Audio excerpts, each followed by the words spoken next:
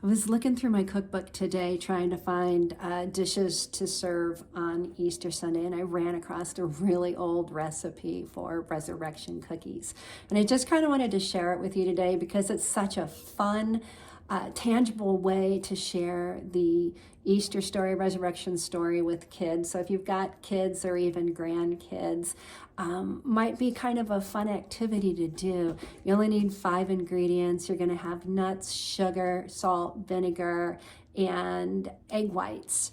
I can put a link to everything down below so you can actually see how it goes. But the gist of it is you get your nuts, which would be walnuts or pecans, and you put them in like a Ziploc baggie, and then you give the kids a wooden spoon or like a rolling pin or something and have them beat the nuts and crush them down. And that represents that when Jesus was arrested and taken before Pilate, that he was beaten, and he was beaten pretty severely. So this is a way that the kids can actually visualize, Jesus being beaten.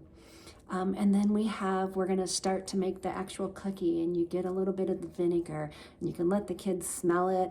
If they're brave and bold and want to taste it, go ahead. I mean, we all know it's horrible, but go ahead and explain that when Jesus was hanging on the cross, he cried out and said, "I thirst."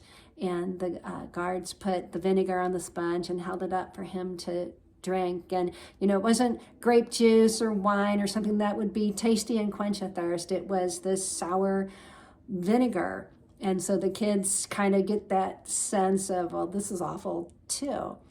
And then you add the eggs, and the eggs represent life, that Jesus gave his life so we have eternal life.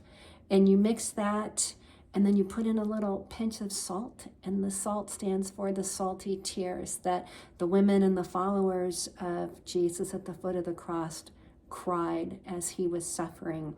And you start to mix this all together in little bit, and you add the sugar into it. And that's the best part of all, because it tells just the sweet story of what Jesus actually did and accomplished, that his love for us was so great and so sweet that he laid down his life so that we could have eternal life. And you're going to whip all that up into this big, frothy, concoction, and it turns from this translucent kind of icky looking thing into this beautiful white, creamy, silky mound of cookie. And you can fold in your nuts then, and you're going to drop it by these moundfuls onto a cookie sheet, and that represents the tomb. And then you put it into the oven, and you have the kids seal it shut. You can give them a piece of tape and have them seal the oven shut, and then you shove them off to bed. And sometimes, they might go, "Well, why are we going to bed? We just made cookies. I want to see my cookie." And you explain, Jesus, he went to the grave, and he stayed. He didn't just pop right out. He stayed 3 days. And so making the cookies stay in the oven overnight kind of represents that. And in the morning, Easter Sunday, they wake up, they get to remove the seal from the oven, tomb, pull the cookies out. And when they take a bite from their cookie, the cookie is hollow on the inside, so it represents the empty tomb. And it's just such a fun way, the kids' expression. They don't understand how they made cookies, and yet they're hollow inside. And it's just so fun to see their faces and have the chance to actually walk through and explain just the timeline and how things happened. So, I'll go ahead and put a link below if you're interested in making these. Have a great Easter and happy Resurrection Day.